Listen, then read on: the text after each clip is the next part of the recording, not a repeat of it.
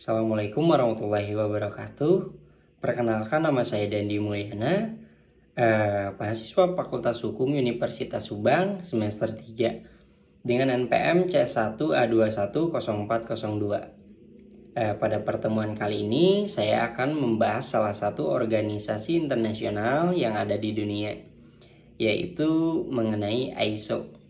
Jadi nanti saya akan membahas tentang sejarahnya, latar belakangnya, adapun juga tujuannya dan keterkaitan dengan negara Indonesia. International Organization for Standardization atau disingkat ISO ini adalah dua anak dari organisasi yang terpisah, yaitu International Federation of the National Standardizing Association atau disingkat AISA, yang didirikan pada tahun 1926 di New York, dan United Nations Standard Coordinating Committee atau UNLCC. Jadi sejarahnya, pada tahun 1946 25 negara mengirimkan delegasinya ke London untuk bertemu di Institute of Civil Engineers untuk mendirikan agen internasional yang bisa menciptakan standar industri yang dapat diadopsi secara internasional. Pada tanggal 23 Februari tahun 1947, lantas ISO ini didirikan dan mulai bekerja. Dimulai peti kemas, perbankan, telepon kartu, protokol komputer, dan berbagai metode pengujian merupakan beberapa standar ISO yang memudahkan perdagangan, perjalanan, dan kerjasama penelitian di seluruh dunia. Jadi ISO ini telah menghubungkan 157 lembaga standar nasional dari seluruh dunia. ISO dikelola oleh Sekretariat Pusat yang berkantor pusat di Jenewa, Swiss.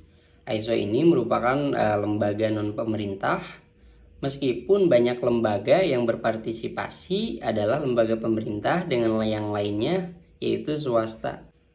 ISO merupakan organisasi yang berkarakteristik demokratis dengan masing-masing negara anggota memiliki satu suara. Jadi setiap negara anggota memiliki pengaruh yang sama dan penerapan yang bersifat sukarela tanpa paksaan.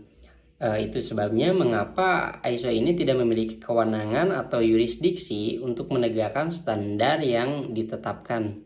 Standar ditetapkan oleh dorongan pasar yang ditetapkan melalui konsensus oleh konsumen, pemerintah, bisnis, dan lain-lain. Jadi ISO ini hanya bertugas untuk menetapkan standar yang mendefinisikan kualitas, keamanan, dan pertukaran produk. Serta ada beberapa hal lainnya seperti standar lingkungan, bahasa teknis, dan terminologi umum, serta pengujian dan analisis. Tentunya tanpa adanya standar internasional, setiap negara tentunya akan mengalami kesulitan dalam bidang perdagangan yang efisien dan menguntungkan, serta untuk berbagi penelitian medis dan ilmiah, penelitian menetapkan undang-undang lingkungan, dan menilai kesesuaian di bidang manufaktur. Makanya hingga saat ini ISO terus berperan dalam menetapkan standar universal yang diterima dan diadopsi oleh negara-negara anggota pada khususnya. Di balik ISO yang punya tujuan untuk menetapkan standar internasional, ISO juga mempunyai manfaat ketika digunakan untuk pengelolaan bisnis, yaitu yang pertama sebagai kredibilitas perusahaan, kepercayaan konsumen, jaminan kualitas standar internasional, menghemat biaya, mengoptimalkan kinerja karyawan, serta mempunyai branding perusahaan.